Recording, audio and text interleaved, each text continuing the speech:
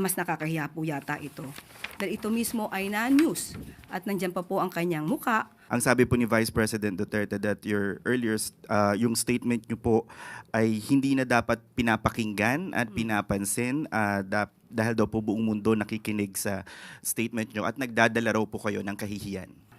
Patungkol tun sa nakakahiya po. Okay.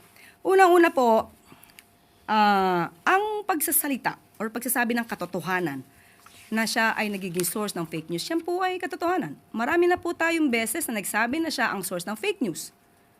At nandyan po, ulitin po natin para malaman po ng ating kababayan.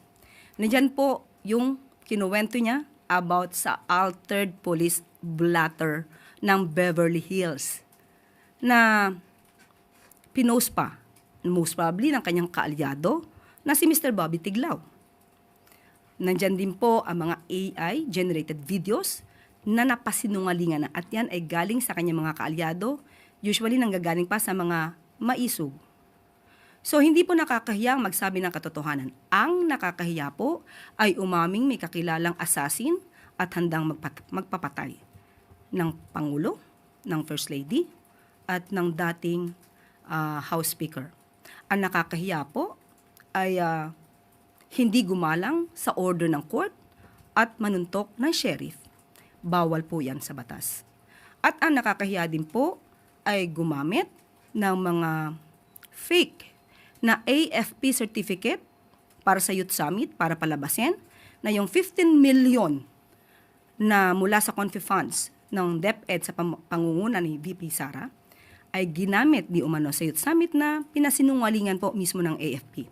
At gumamit pa ng abogado sa katauhan ni Attorney Michael Powa para mapagtakpan ang paggastos sa 15 million confidential funds.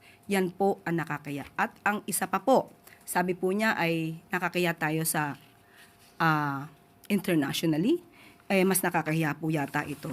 Dahil ito mismo ay na-news at nandyan pa po ang kanyang muka kung saan ipinakita dito isang vice presidente nag-threaten with her assassin laban sa Pangulo. Mas nakakahiya po ito.